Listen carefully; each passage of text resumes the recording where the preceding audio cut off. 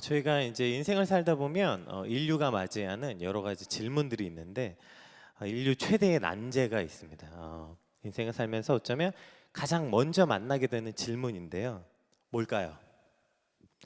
한번 보여주시겠어요? 네, 첫 번째 인생을 살면서 만나게 되는 난제는 이거죠. 질문을 한번 보여주세요. 네, 이거죠. 엄마가 좋아? 아빠가 좋아. 이게 이제 인생을 살면서 가장 먼저 만나게 되는 난제이죠. 조금 더 크면 이제 두 번째 난제가 등장하죠. 뭘까요? 네, 이제 짜장이냐 짬뽕이냐 이것이 이제 또 고민이고, 조금 더 지나서 우리가 이제 고급진 걸 먹기 시작하면 이게 고민이에요. 네, 이거 부어 먹을 거냐 찍어 먹을 거냐. 인생을 살다 보면 두 가지 중에 한 가지를 택하라 이렇게 돼 있어요. 우리가 이걸 뭐라고 부르죠? 양자택일이라고 부릅니다. 우리는 사실 이렇게 둘 중에 하나를 택하고 편을 나누는 것을 굉장히 어렸을 때부터 익숙하게 살았어요. 운동회 할 때 청팀과 백팀을 나누게 되고요. 하다못해 아이들하고 게임방을 가도 놀러 가도 편을 나눠서 게임을 해야 재미있어요. 근데 문제는 우리가 점점 고등학문을 접하게 되면서 이런 양자택일의 방식, 이런 방식을 매우 유치하고 단순하고 유아적 사고 방법이라고 생각해요. 지성과 논리를 중요하게 여기는 많은 학문들이 저런 식의 흑백 논리나 편을 가르는 양자택일을 매우 수준 낮은 사고로 여길 때가 참 많이 있는 거죠. 왜 그걸 꼭 편을 나눠야 되는데? 아마 초등학생만 돼도 아마 이제 엄마가 좋아 아빠가 좋아 하면 애기가 뭐라고 할까요? 아유, 질문하는 수준하고는 유치하게. 아마 초등학생만 돼도 이 질문을 굉장히 유치하게 여길 거예요. 그래서 우리가 짬짜면도 나온 거죠. 그거 꼭 택해야 돼? 같이 먹으면 되지. 이런 거 우린 다면적 사고라고 얘기하죠. 다면적 사고와 포용력을 중요하게 여기고 그렇게 결론을 도출해내는 방식을 우리는 굉장히 이제 고등학문이라고 여기고 합리적이라고 여겨요.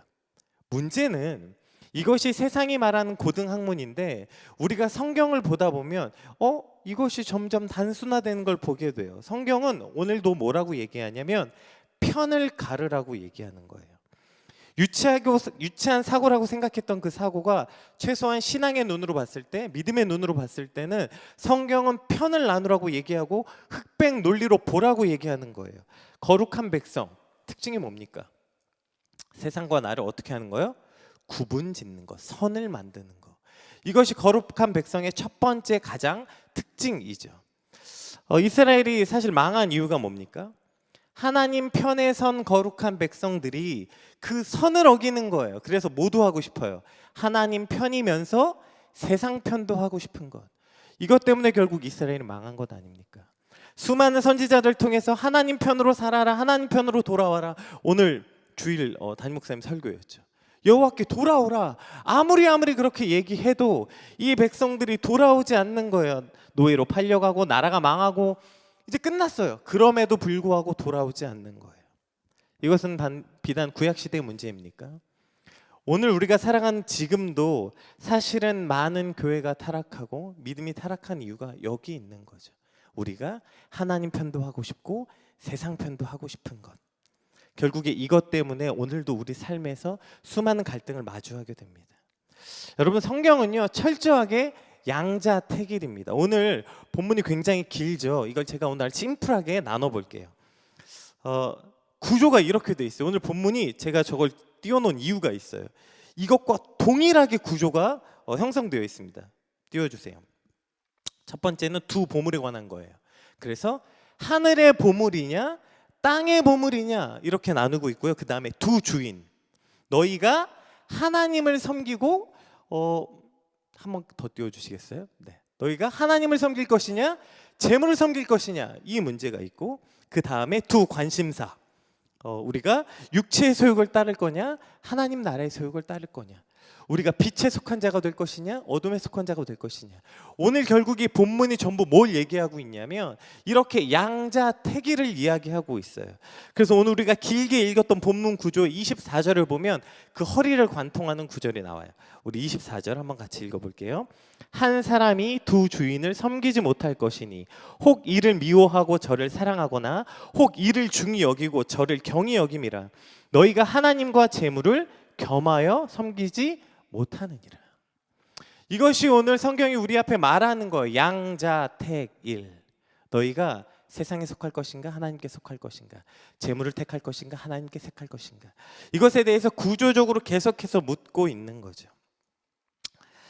다면적 사고, 다양성과 여러 케이스에 대한 존중, 오늘 본문 이것이 철저하게 배제되어 있습니다. 본문 오늘 우리에게 똑똑하게 말씀하고 계시는 거예요. 진리에는 타협이 없는 것입니다. 하나님 편이 아니면 세상 편이거나, 만약에 나는 하나님 편이면서도 세상 편이고 싶다면 아마 하나님 쪽에서 이렇게 얘기하실 거예요. 너는 내 편이 아니라고요. 두 주인을 섬길 수 없다고 오늘 본문은 똑똑히 말하고 있어요. 문제는 이것을 여러 방법으로 공격합니다. 세상이. 그래서 기독교가 편협하다, 사고가 유연하지 못하다, 이러한 수없는 공격 속에 노출되어 있는 거 아닙니까? 왜 너희만 그렇게 유독? 왜 너희만 꼭 그런데? 라고 기독교가 늘 수많은 공격 속에 노출되어 있어요. 그러다 보니까 우리 안에 어느샌가 나도 모르게 그것에 대한 방어 기제가 발동되기 시작해요. 오늘 세상은 우리에게 그래서 이것을 흐리멍텅하거나 흐지부지하게 만들어 버리려는 노력들이 계속해서 있는 거예요. 아예 뭘 그렇게 한쪽에 서라 그래. 아예 뭘 그렇게 한 편에 확실하게 서라고 해. 우리 스스로도 내가 어느 편에 섰는지 정확하게 보지 못하도록 스스로를 눈을 가리게 되는 거죠. 흐지부지하고 흐리멍텅하게 내가 지금 이곳에 섰는지 저곳에 섰는지 나 스스로도 잘 판단을 못하게 하는 거예요. 그런데 진리가 성령이 오늘 우리에게 오셔서 하는 역할이 그 첫 번째가 그거예요. 우리의 눈을 밝히 하셔서 내가 선 곳을 보게 되는 거예요. 세상은 계속 얘기해요. 야, 편 가르지 마. 그거 저급한 거야. 편 가르지 마. 그거 굉장히 저급한 사고 방식이야 라고 말하지만 오늘 성경은 똑똑히 얘기하는 거예요. 두 주인을 섬길 수 없다고요.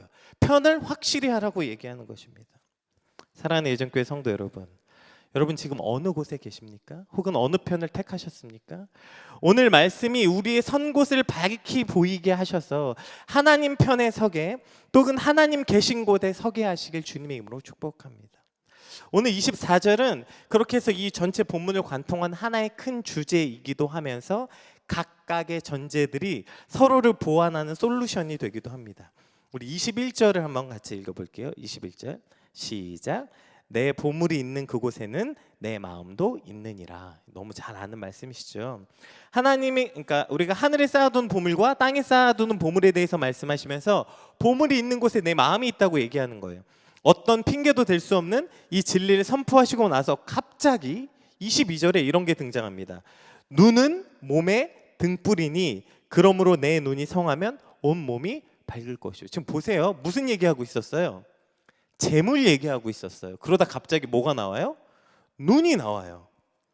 제가 아까 말씀이 각각의 주제이기도 하지만 그 다음에 솔루션이기도 하다는 것이 바로 이런 뜻입니다. 그러니까 우리의 보물이 있는 곳에 우리의 마음이 있는데 그 마음이 어디로부터 시작된다고요? 눈으로부터 시작된다는 거예요. 성경은 눈이 마음에 해당하다고 보는 경우가 참 많이 있고, 특히 시편에 보면 어떤 것에 마음을 고정시키는 것과 눈을 고정시키는 것을 동일하게 사용하는 경우들을 종종 볼 수 있습니다. 오늘 본문도 마찬가지로 우리의 마음을 올바른 곳에 두는 것의 중요성을 우리의 눈을 건전하고 건강하게 하는 것의 중요성으로 표현하고 있는 거죠.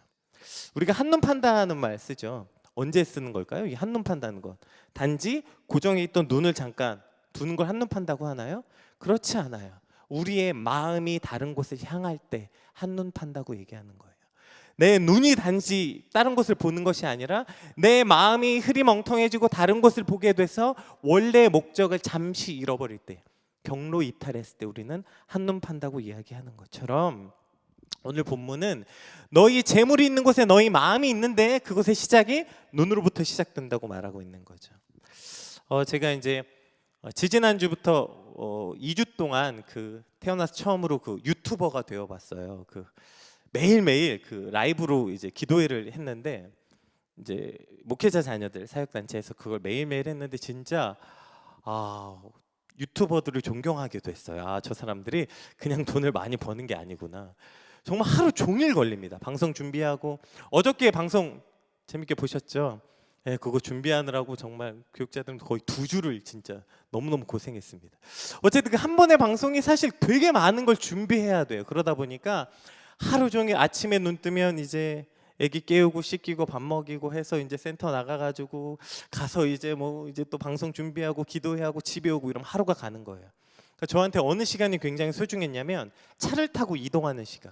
그래서 차를 타고 이동하는 내내 찬양 듣고 설교 준비하고 설교 듣고 이러면서 사실 굉장히 은혜로웠어요. 그 보름 동안 차를 타고 오며 가는 길이 너무너무 은혜로웠고, 제가 이제 그렇게 은혜로우니까 차에서 나누는 대화, 제 아내랑 나누는 대화도 진짜 와, 그렇게 사랑이 넘치고 감사가 넘칠 수밖에 없어. 모든 대화가 정말 우리가 서로를 얼마나 사랑하는지, 하나님께서 우리에게 얼마나 많은 걸 주셨는지, 이러한 아름다운 대화였어요. 문제는요, 보름이 딱 끝났어요. 이 기도회가 딱 보름 동안만 했거든요. 보름이 딱 끝나자마자 그 다음에 제 눈에 뭐가 보였을까요? 운전할 때 뭐가 보일까요? 좋은 차. 그 다음에 좋은 차가 보이는 거예요. 제 눈이 그 다음에 좋은 차가 보이고, 그 좋은 차 보면 그 다음에 뭐가 보여요? 두 번째, 내 차가 보이죠. 그렇죠? 좋은 차와 그 160만 원짜리 제 차가 보이죠. 그리고 두 가지가 이제 동시에 보이고, 세 번째는 그 다음에 욕망이 생기는 거죠. 와, 저런 좋은 차를 타고 싶다. 이런 욕망들이 생기는 거죠. 진짜 재밌는 게, 분명히 방금 전까지 그렇게 하나님이 너무 많은 걸 허락하셨다, 기쁘다, 감사하다고 해놓고 그 기도회가 끝난 지 며칠이 지나지도 않아 내 눈은 다른 것들을 보기 시작하는 거예요. 저는 차가 보였다면 또 어느 누군가에겐 아이패드 프로가 보이겠죠. 네, 누군가는 아시겠지만 아이패드 프로가 보이고요.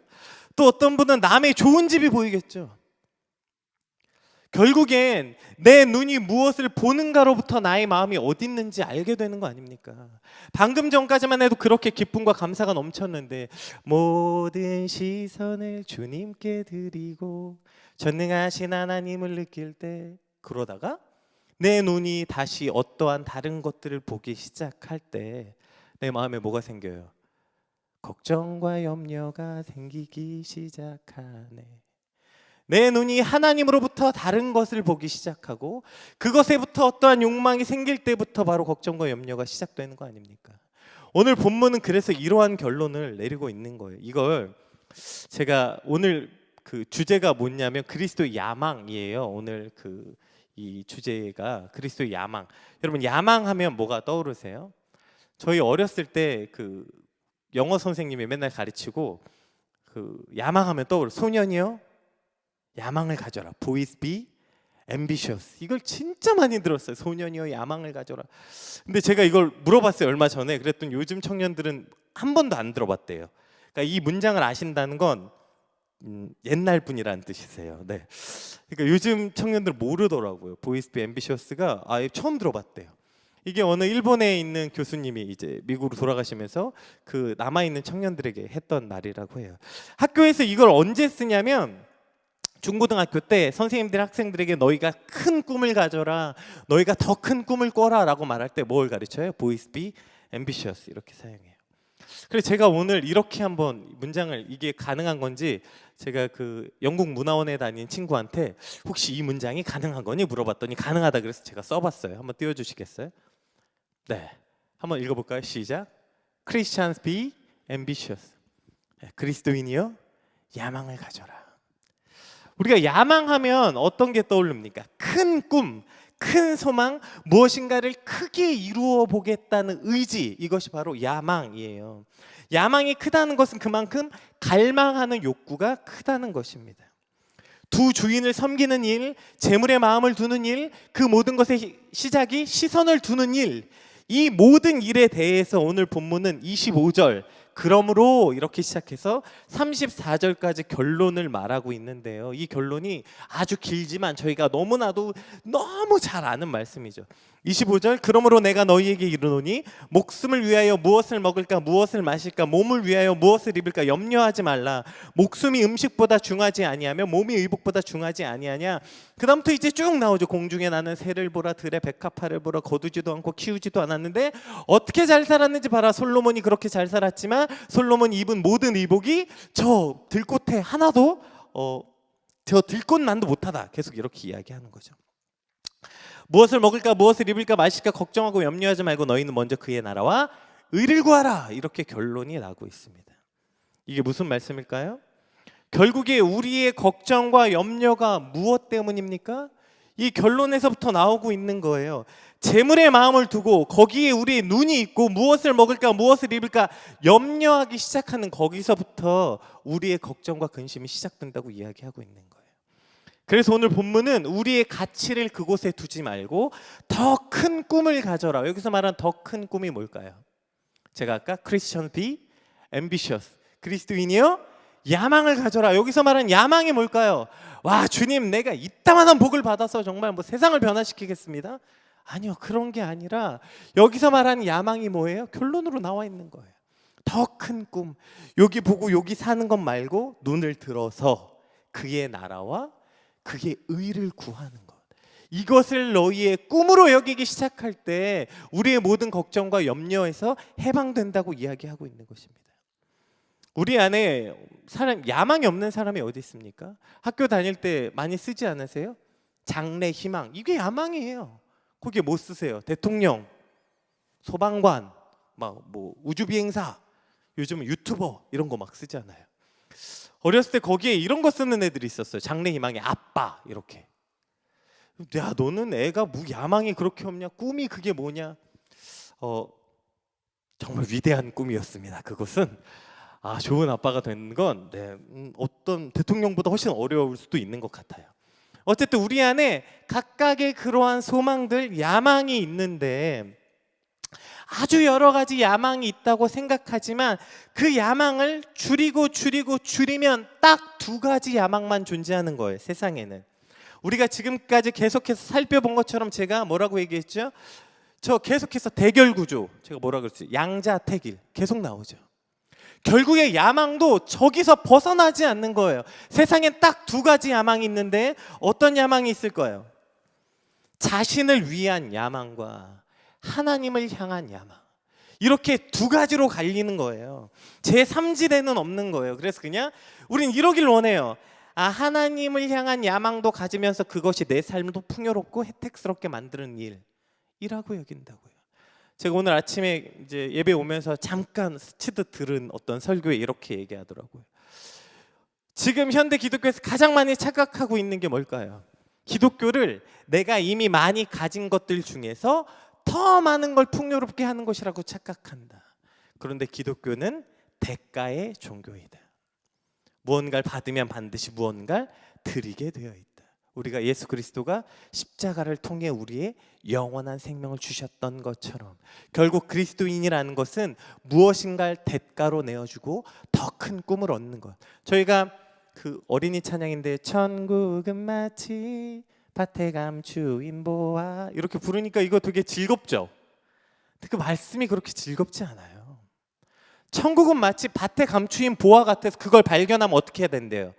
내 모든 것을 다 버리고 그걸 대가로 치르고 그거 하나 갖는 거라고요. 이해되세요? 이게 기독교라고요.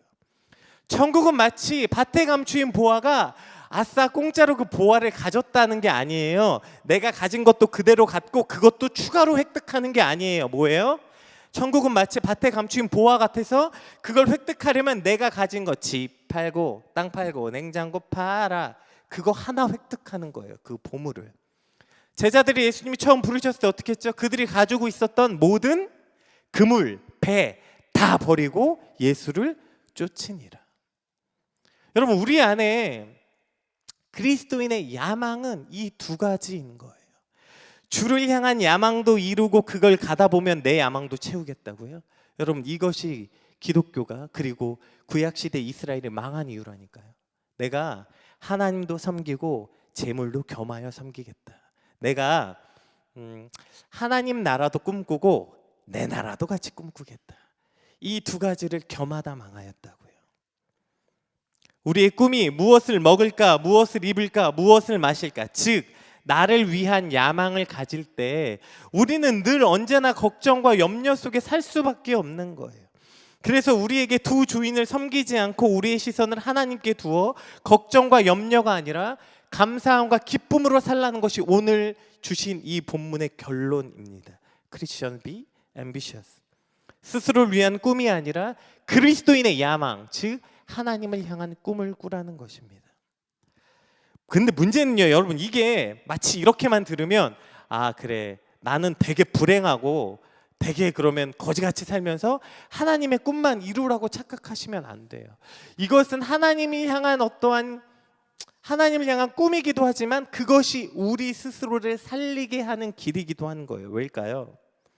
무엇을 먹을까? 무엇을 입을까? 여러분, 여기에 기준을 두고 살면 우리 안에 계속해서 생기는 게 뭐라고요? 걱정과 염려라고요. 여러분, 얼마나 먹으면, 얼마나 입으시면 행복하실 것 같으세요? 여러분, 이건 끝이 없는 거예요. 이걸 우리가 상대적 박탈감이라고 부르는 거예요. 제가 좀 전에 얘기했잖아요. 저는 분명히 제가 타고 있는 차 너무나도 만족스럽고 얼마나 자랑했는데요. 야, 내 차 얼마나 좋은 줄 알아요? 160만 원인데 기가 막힙니다. 이렇게 너무너무 기쁘고 감사했던 것이 상대적 박탈감. 내 눈이 다른 것, 나보다 좋은 것을 보게 되는 순간 어떻게 될까요? 날아가는 거예요. 벤츠 탄다고 생각합시다. 제가 벤츠 탄다고 칩시다. 그럼 벤츠 타면 만족합니까? 그 옆에 뭐가 지나갈까요? 네, 포르쉐나 페라리가 지나가겠죠. 그거 타면 만족합니까? 그럼 끝이 없는 거예요. 끝이. 그래서 우리 안에 결국 자신을 향한 야망, 자신을 향한 꿈을 꾸는 사람들은 이 걱정과 근심에서 벗어날 길이 없는 거예요. 그러니까 비단 하나님만을 위해서 너희가 야망을 가지라는 것이 아니라, 그건 물론이거니와 너희의 행복과 너희의 기쁨을 위해서라도 하나님을 향한 꿈, 그 야망, 이것을 다른 말로 다른 가치를 품으라고 이야기하는 것입니다. 내가 얼만큼 먹으면 행복할 수 있겠습니까? 얼마나 좋은 걸 입으면 행복하겠습니까? 이러한 어리석은 상대적 박탈감에서 우리가 얘기해 주시는 거예요. 그러니까 솔로몬 봐봐. 솔로몬처럼 그렇게 어마무시한 부자, 어마어마한 왕이 아무리 좋은 걸 입어도 길에 핀 저 들꽃 하나만도 못하다고 얘기하는 거예요. 그러니까 자기를 위한 야망이 얼마나 어리석은 함정을 가지고 있는지 속지 말라고 오늘 본문은 또 알려주고 있는 것입니다. 그 야망은 절대로 만족할 수 없고 우리를 늘 계속 염려와 근심 속에 살게 합니다. 그래서 먼저 그의 나라와 그의 의를 구하는 것, 즉 하나님을 향한 꿈을 꾸는 것, 하나님 나라를 향한 야망을 갖는 것, 이것이 그리스도인이 가져야 할 당연한 사명이기도 하면서 우리 삶 스스로를 행복하게 살 수 있는 유일한 길이기도 하는 것입니다. 사랑하는 예전교회 성도 여러분, 중간지대는 없습니다. 네, 중간지대는 없어요. 야망은 나를 위한 것이거나 하나님을 향한 것이거나 둘 중에 하나를 품게 되는데요, 당연히 하나님을 향한 야망이 훨씬 더 큰 것이겠지요. 그래서 그리스도인다운 꿈, 하나님을 향한 야망을 품게 될 때에 우리는 그 모든 걱정과 염려에서 자유할 수 있게 되는 것입니다. 먼저 그의 나라와 의를 구하는, 그래서 세상과 다른 거룩한 야망을 가지신 저와 여러분 되시길 주님의 이름으로 축복합니다. 우리 마지막으로 저기 한번 같이 읽고 끝내볼까요? 위에 있죠. 자, 이것이 우리 마음에 그냥 하나를 품고 돌아갔으면 좋겠어요. 여러분, 혹시 이제 오늘 예배 들으시다가 집에서 또 뭐죠? 텔레비로 보시는데 어떤 분 얘기하더라고요. 어떤 집에는 유튜브가 텔레비로 나오는데, 아, 우리 집엔 유튜브가 텔레비로 안 나와. 예배를 드리다가도 그렇게 상대적 박탈감을 느끼시면 어떡합니까? 여러분, 이것이 우리가 살고 있는 것인데 자꾸 우리의 눈이 다른 것을 보아서 그렇게 박탈감을 느낄 때마다 이것을 되뇌입시다. Christian be ambitious. 그리스도인의 야망을 품는 저와 여러분 되시길 주님으로 축복합니다.